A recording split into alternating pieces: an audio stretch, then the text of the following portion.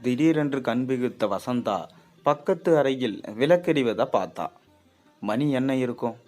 கண்ணை கசக்கிவிட்டு எதிரில் உள்ள கடிகாரத்தை பார்த்த 4 மணியை காட்டியது.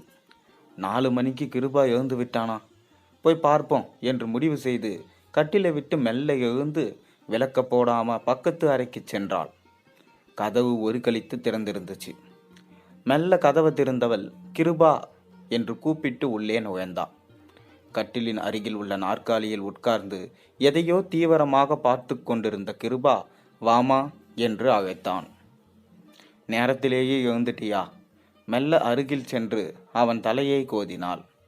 ஒரு முக்கியமான செம் இருக்கு, அதைய தயார் பண்ணிட்டு இருக்கேன். நீ எப்பமா எழுந்திருச்ச? இப்பதான் ஒரு ரூம்ல விளக்கெறியதை பார்த்தேன், அதான் வந்தேன். காலையிலே எந்திரிச்சு பண்ணக்கூடாதா? அன்புடன் கேட்டாள். இல்லைம்மா, பகலில் இந்த அளவுக்கு கான்சன்ட்ரேஷன் கிடைக்கிறதில்ல. அடுத்த வருஷம் நான் ஃபாரின் போகிறதுக்கு இந்த அசைன்மெண்ட் ரொம்ப முக்கியம், அதான் படிச்சுட்டு இருக்கேன். நீ போய் படுமா, நான் வேணா உனக்கு காப்பி போட்டு எடுத்துகிட்டு வரட்டுமா? கேட்டவளிடம் வேண்டாமா, காலையில் 6 மணிக்கு கொடுத்தீனா போதும், இப்போ போய் படுமா. சரி, உன் பெட்டில் படுக்கட்டுமா? கேட்டவளை உற்று பார்த்து, அம்மா, நீ எப்பவுமே என் பக்கத்தில் இருக்கணும்னு நினைக்காதே. அடுத்த வருஷம் நான் உன்னை விட்டு அமெரிக்கா போயிட்டேன்னா ரொம்ப சிரமப்படுவேன். நிம்மதியாக போய் உன் படுக்கையில் படு.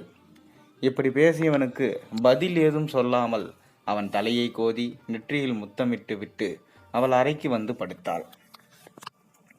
நினைவுகள் மெல்ல விரிந்தன. கிருபா அப்படியே அவள் அப்பாவைப் போல. எதிலும் நிதானம், தெளிவு, ஆழ்ந்த யோசனை. கிருபாவின் 10 வயதில் ராஜேஷ் தன்னை விட்டு இறந்தபோது தடுமாறிவிட்டாள். நல்ல படிப்பு, உத்தியோகம் என்று இருந்தாலும் அவனைப் போல ஒரு துணை இனி கிடைக்குமோ? அதிலும் ராஜேஷ் அவளை ஒரு நண்பனைப் போல நடத்தியவன். எதிலும் நிதானம், அவளிடம் அனைத்து விஷயங்களையும் அளாவுவது. இவளது சில நேரங்களில் கோபம் வர கத்துவாள். ராஜேஷ் அலட்டிக்கொள்ளவே மாட்டான். அவளை சிறிது நேரம் பேச விட்டு விடுவான். இவள் கத்தி ஓய்ந்த பின் மெல்ல இவன் தரப்பு நியாயத்தை சொல்லும்போது அவன் சொல்வதுதான் சரியாக இருந்திருக்கும். தன்னுடைய கோபத்தை நினைத்து பின்னர் வருத்தப்படுவாள். இப்படி இருந்தவன் ஒரு நாள் காய்ச்சல் என்று சொல்லி படுத்தான். இவள் சாதாரண காய்ச்சலாய் இருக்கும் என நினைத்தவள் பக்கத்தில் உள்ள கிளினிக்கு கூட்டிச் சென்று மருந்து மாத்திரைகளை வாங்கி வந்து சாப்பிட்டு ரெஸ்ட் எடுக்க சொல்லிவிட்டு வேலைக்கு கிளம்பினாள். அலுவலகத்திலிருந்து 2 முறை ஃபோன் செய்து எப்படி இருக்கிறது என்று கேட்டதற்கு நன்றாக இருப்பதாக கூறியவன் இவள் மாலை வீடு வந்தபோது உடல் நெருப்பென கொதித்து கொண்டிருந்தது. கிருபாவையும் கூட்டிக் கொண்டு அவசர அவசரமாக தன் அண்ணனுக்கு ஃபோன் செய்துவிட்டு பிரபலமான ஒரு மருத்துவமனைக்கு கொண்டு போனாள். மறுநாள் விடிவதற்குள் மருத்துவமனை அவள் தலையில் ஒரு இடியை இறக்கியது. அருகில் அவன் அண்ணன் சுரேஷ் இருந்ததால் அவளை ஆதுரத்துடன் அணைத்து ஆக வேண்டிய காரியங்களை அனைத்தையும் செய்து முடித்தான். அவளை தன்னுடன் வந்து இருக்கும்படி எவ்வளவோ முறை சொல்லியும் அவள் நிதர்சனமாய் மறுத்துவிட்டாள். உள்ளூரில்தான் இருக்கிறோம், நீ எப்போது வேண்டுமானாலும் என்னை வந்து பார்த்துக்கொள், அதேபோல் நானும் உன்னை வந்து அடிக்கடி பார்க்கிறேன் என்று சொல்லி அவன் வாயை அடைத்து விட்டாள். அதன்பின் 7 வருடங்கள் ஓடிவிட்டன. கிருபாவின் வளர்ச்சி அவளுக்கு ராஜேஷ் கூட இருப்பது போலவே இருந்தது. ராஜேஷை போலவே அவன் உருவமும் செயல்களும் இருந்ததால் அவளால் ராஜேஷின் பிரிவை ஓரளவு சமாளிக்க முடிந்தது. அவன் அடுத்த வருடம் பட்டப்படிப்புக்கு அமெரிக்கா சென்ற பின்னால் தன்னால் சமாளிக்க முடியுமா? நினைக்கும் போதே அவளுக்கு பயம் உள்ளத்தில் ஊறியது. எதிர்பார்த்தது போல கிருபா நல்ல மதிப்பெண்களுடன் தேறி அவன் லட்சியமான அமெரிக்கா பயணத்திற்கு தயாராகி கொண்டிருந்தான். ஒரு நாள் இவள் அலுவலகம் முடித்து வீடு வந்தபோது அங்கு இவளின் அண்ணன் சுரேஷ் கிருபாவுடன் பேசிக் கொண்டிருந்தார். வானா, எப்ப வந்த? இவள் விசாரித்தபடியே உள்ளே வந்து தன் கைப்பையை வைத்துவிட்டு பாத்ரூம் சென்று முகம் கை கால் கழுவி கொண்டு வந்தாள். இரு, டீ போடுறேன் என்று சமையலறைக்கு நுழைய முயன்றாள். வேண்டாமா, இப்பதான் நானும் கிருபாவும் டீ போட்டு சாப்பிட்டுட்டு உனக்கு ஃப்ளாஸ்கில் வச்சிருக்கோம், எடுத்து குடிச்சிடு. எங்க கூட கொஞ்சமாக வெளியே வா என்றவனை இவள் வித்தியாசமாக பார்க்க, அரை மணி நேரத்தில் வந்துடலாம் என்று மீண்டும் சொல்ல, சரி என்று ஃப்ளாஸ்கை திறந்து டீயை குடித்து முடித்து கிருபாவிடம் சொல்லிட்டு அண்ணனுடன் கிளம்பினாள். கார் அமைதியாய் ஓடிக்கொண்டிருந்தது. எதுவும் பேசாமல் ஓட்டி வந்த அண்ணனின் முகத்தை கவனித்த வசந்தா, அண்ணன் ஏதோ சொல்ல நினைக்கிறார் என தெரிந்தது. அது என்னவென்று இவளுக்கு அறியவும் ஆவலில் மெல்ல செமுறினாள். ஏதோ பேசணும்னு சொன்னேன், இப்போ பேசாமல் வந்தா எப்படி? அதுக்கு தான் எப்படி சொல்கிறதுன்னு யோசிச்சுட்டு இருக்கேன். கிருபா ஒரு மாதத்துக்கு முன்னாடியே என்கிட்ட பேசிட்டான். நான் தான் அதை எப்படி உங்ககிட்ட சொல்கிறதுன்னு யோசிச்சுட்டு இருக்கேன். கிருபா ஒரு மாதத்துக்கு முன்னாடியே அண்ணங்கிட்ட பேசிட்டானா? அப்படி என்ன விஷயமா இருக்கும்? அவளுக்கு பல சிந்தனைகள் தோன்ற ஆரம்பித்து விட்டன. எதுவானாலும் என்கிட்ட சொல்லு. அது எப்படி என்கிட்ட சொல்லாமல் உங்ககிட்ட வந்து சொல்கிற அளவுக்கு அப்படி என்ன ரகசியம் உனக்கும் அவனுக்கும்? அதுவும் சம்மந்தப்பட்ட விஷயங்கிறதுனால அவன் அதை என்கிட்ட சொல்லாமல் உங்ககிட்ட வந்து சொல்கிற அளவுக்கு அப்படி என்ன ரகசியம் உனக்கும் அவனுக்கும்?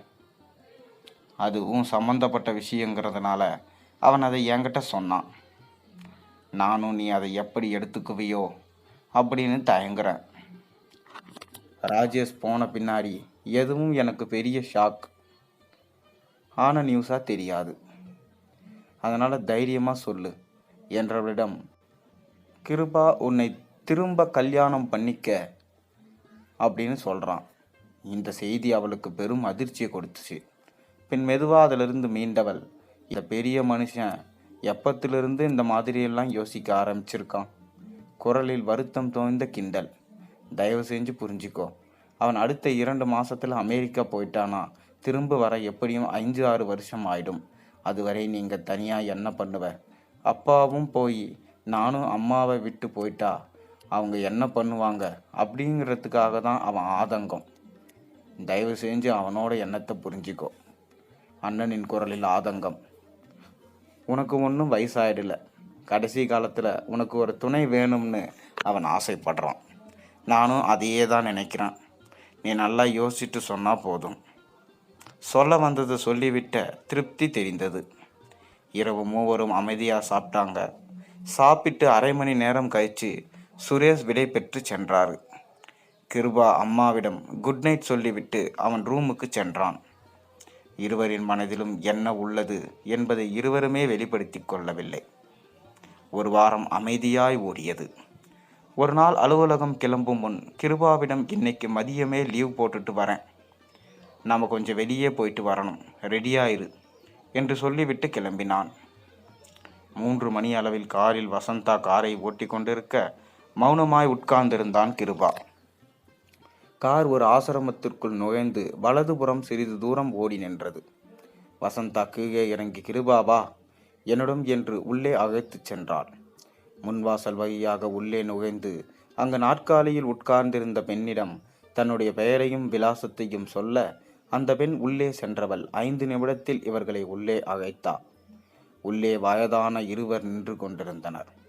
வசந்தாவை பார்த்து மெல்ல புன்னகைத்து, வாருங்கள் என்றுடன் உள்ளே கூட்டிச் சென்றனர். ஒரு அறையில் 5 வயது பெண் குழந்தை ஒன்று சிரத்தையாய் ஏதோ செய்து கொண்டிருந்தது. இவர்களை பார்த்தவுடன் ஓடி வந்து அந்த பெரியவர்களின் அருகில் நின்று கொண்டது. வசந்தா கிருபாவிடம், இவள் உனக்கு தங்கையாகப் போகிறாள். சட்டப்படி இந்த குழந்தையை நாம் தத்தெடுத்து கொள்ளப் போகிறோம். நீ அமெரிக்கா சென்றவுடன் இந்த அம்மாவும் உன் தங்கையும் இந்தியாவில் இருக்கிறார்கள் என்ற நினைவு வைத்து கொண்டு அடிக்கடி வந்து போய்கொண்டிரு. அம்மாவின் வார்த்தையில் தெரிந்தது. கண்டிப்பா பாசமா புரியவில்லை. அம்மா இனி தனியாயில்லை என்ற எண்ணமே அவன் மனதை நிறைவு கொள்ள வைத்தது. பிறகு அனைவரும் சந்தோஷமா இனிமையா இருந்தாங்க. நன்றி, வணக்கம். இந்த கதை உங்களுக்கு பிடிச்சிக்கா மறக்காமல் சேனலுக்கு சப்ஸ்கிரைப் பண்ணுங்கள், லைக் பண்ணுங்கள், பெல் ஐக்கனை ப்ரெஸ் பண்ணுங்கள். மேலும் இந்த கதை பிடிச்சிருந்துன்னா உங்கள் நண்பர்களுக்கும் பகிர்ந்து கொள்ளுங்கள். நாளை ஒரு நல்ல அருமையான கதையோடு உங்களை சந்திக்கின்றேன். அதுவரை உங்களிடமிருந்து விடைபெறுகின்றேன். நன்றி, வணக்கம்.